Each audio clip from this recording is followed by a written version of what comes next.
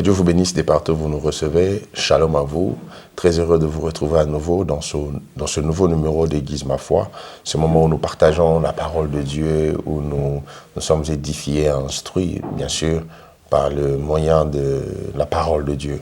Et je bénis Dieu pour l'opportunité qu'il nous accorde à vous et à moi de pouvoir parler de sa part en ce jour.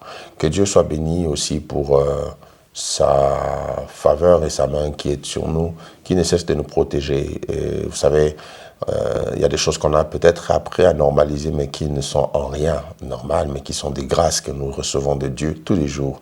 Entre autres, le fait de dormir, se réveiller, être en bonne santé, ce sont des grands miracles.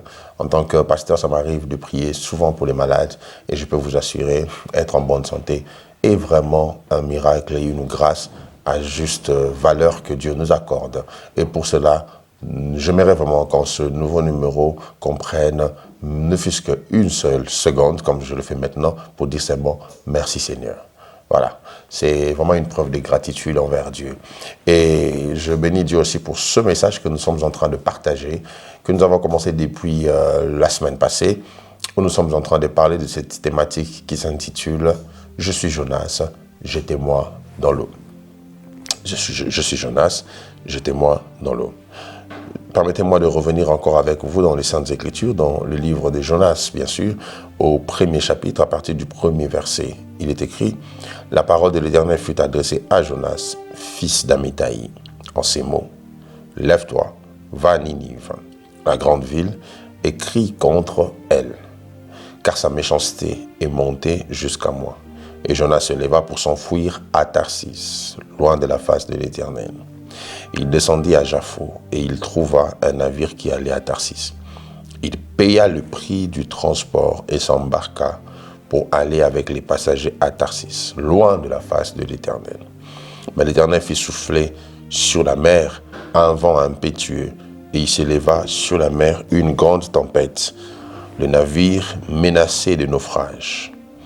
Les mariniers eurent peur, ils implorèrent chacun leur Dieu, et ils jetèrent dans la mer les objets qui étaient sur le navire, afin de les rendre plus légers.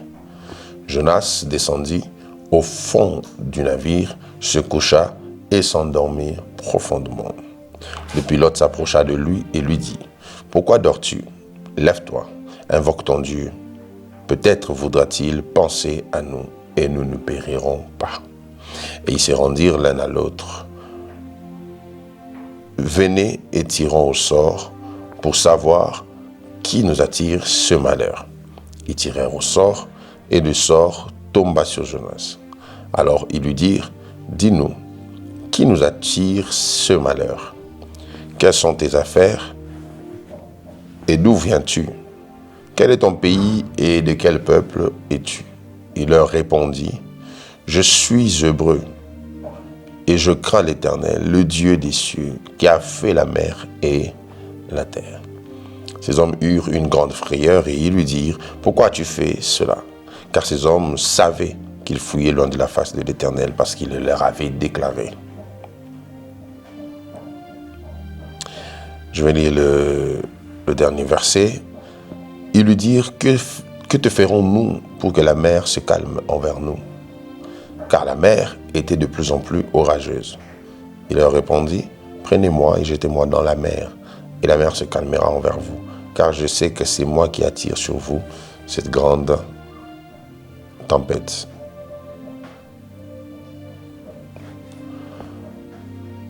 J'ai commencé par vous faire voir que Jonas a été appelé dans un contexte particulier. Un moment où la ville de Ninive, se trouvant en Assyrie, était remplie d'idolâtrie. Plusieurs divinités, les divinités de guerre, les divinités de l'amour, les divinités de l'écriture et tout ce que vous voulez. Et en ce temps-là, il y avait comme une façon de persécution que l'Assyrie faisait subir à Israël. Et Jonas, étant hébreu, je suis sûr que les sentiments du patriotisme, si je dois appeler ça ainsi, lui faisaient voir d'un mauvais œil la ville, soit les habitants de Ninive. Mais c'est vers ces mêmes personnes que Dieu vient donner une vocation solennelle à Jonas en lui disant « Va annoncer à la ville de Ninive ce qui est en train d'arriver. » C'est là que Dieu lui envoie. C'est là que Dieu lui donne l'ordre de partir. C'est là que Dieu lui assigne la mission d'aller sauver les âmes. Et Jonas a contesté pratiquement cette vocation parce que je suis sûr qu'il se disait Ninive n'a pas droit au salut. À cause de ce qu'ils font, à cause du niveau de mal qu'il y a là-bas, ils ne peuvent pas être sauvés. Ils ne peuvent pas être sauvés. Ils ne peuvent pas avoir accès à la vie. Et là, Dieu impose sa volonté à Jonas par les concours de circonstances. Dieu a imposé sa volonté en compliquant les choses autour de lui, de Jonas, en ne lui donnant pas le moyen de faire ce que lui voulait. Dieu a imposé sa volonté au point que Jonas était obligé d'aller à Ninive. Et Jonas, la Bible déclare, a payé le prix du bateau. Il se dirigeait déjà bien sûr vers la ville de Ninive. Jonas partait pour se camoufler, se réfugier à Ninive. Jonas ne voulait pas aller là où Dieu le voyait. Et je vous ai fait voir la fois passée combien ça nous arrive de contester la volonté de Dieu. Et on s'était arrêté en parlant de cet élément où lorsqu'on refuse l'appel de Dieu dans le calme, Dieu nous impose cela au travers de la tempête. La tempête vient souvent pour nous imposer à suivre la voie de Dieu. Mes frères et sœurs, ça ne sert à rien d'être dans ce dans quoi Dieu ne nous voit pas. Ça ne sert à rien d'être dans un mariage où Dieu ne nous voit pas. Ça ne sert à rien d'être dans une entreprise où Dieu ne nous voit pas, même si c'est la meilleure offre salariale que tu as reçue. Si Dieu ne te voit pas là, tu auras plus de peine que de bien. Celui qui n'est pas là où Dieu le voit peut devenir un danger pour ceux qui sont dans leur appel. Quand Jonas entre dans ta vie, il détruit ta vie parce que Dieu ne le voit pas dans ta vie. C'est comme ça, mon terme s'intitule « Je suis Jonas, jetez-moi dans l'eau ». Il y a des choses dans votre vie que Dieu ne veut pas, qu'il ne voit pas en vous. Et la succession des tempêtes que vous pouvez rencontrer peut être provoquée par la présence de celui qui ne devait pas être présent dans votre vie. Tout celui qui s'oppose à Dieu devient un danger permanent pour ceux qui sont en harmonie avec Dieu.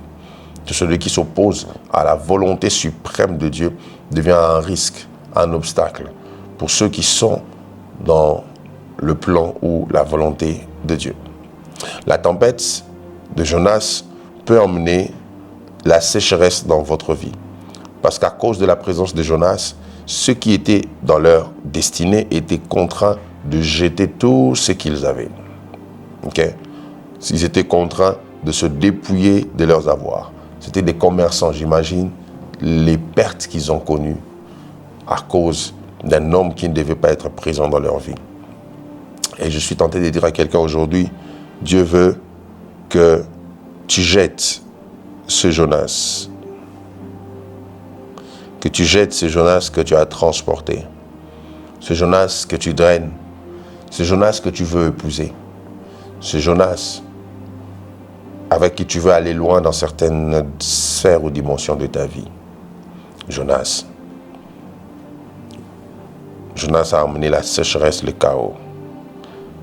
Mes frères et sœurs, quand quelqu'un entre dans votre vie et que vous remarquez la sécheresse commencer à se manifester, vous devez faire très attention. Très attention. Lorsque la présence d'une personne dans votre vie commence à sécher vos mains, sécher vos affaires, faites attention. Peut-être que vous venez d'embarquer Jonas dans votre bateau. Peut-être que vous venez de prendre Jonas dans le chemin de votre vie. Cela peut être un signe majeur qui montre que vous avez un Jonas. Donc ne discernez pas seulement les sorciers dans votre vie, discernez aussi les hommes, les personnes à la nature des Jonas. Jonas peut venir pendant que tu fais un bon voyage, mais sa présence dans le bateau te ramène que des pertes. Que des pertes. Que des pertes. Et ça, c'est très important quand vous voulez aller loin dans la vie, de choisir dans votre destinée des hommes ou des femmes compatibles à votre destinée. Jonas, c'est ce type d'homme qui préfère le luxe d'un bateau, mais qui ne supporte pas la pression d'une tempête. Jonas ne peut pas supporter la pression de la tempête parce que ce n'est pas un combat compatible à sa destinée. Pour aller à Ninive, il devait marcher à pied. Mais il a préféré payer le prix d'un bateau pour aller là où Dieu ne le voyait pas. Jonas. Lorsque la tempête frappait, la Bible déclare que ces hommes ont jeté tout ce qu'ils avaient. Mais malgré cela, la tempête ne s'est calmée pas. Le danger de Jonas, c'est qu'au-delà de te faire perdre tout,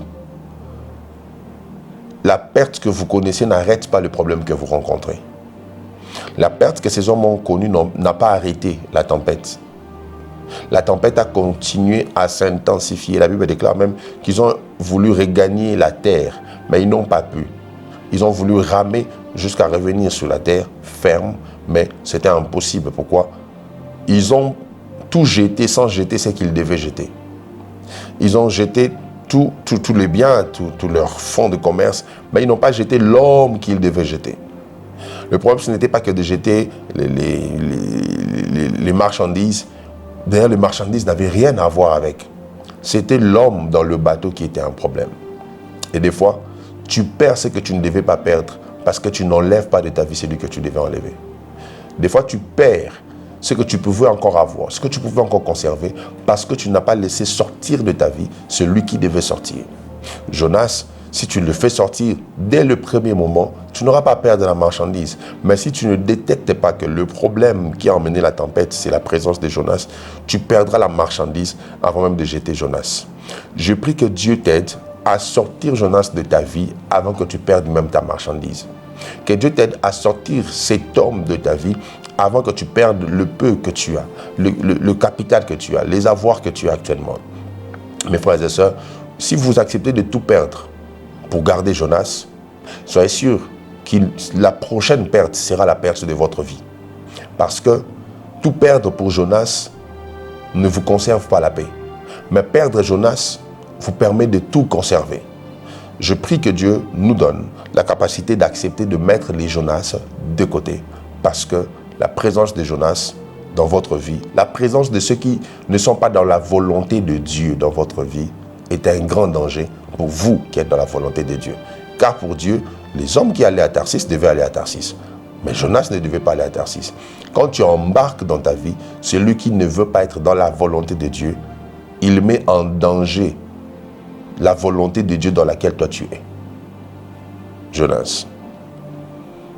Et il a fallu que ces hommes acceptent de jeter Jonas pour qu'il y ait cette accalmie. Il y a un Jonas qui doit être jeté aujourd'hui. Il y a un Jonas qui doit sortir de ta vie. Je comprends toujours et je suis même moi-même souvent victime de cela. Le côté affectif, habitude, d'avoir traîné, resté longtemps avec quelqu'un, ne me donne pas souvent la facilité d'accepter le départ d'une personne. Mais je peux vous assurer, j'ai appris et je continue à apprendre que quand Dieu veut éloigner quelqu'un de toi, ne force pas. Ne force pas.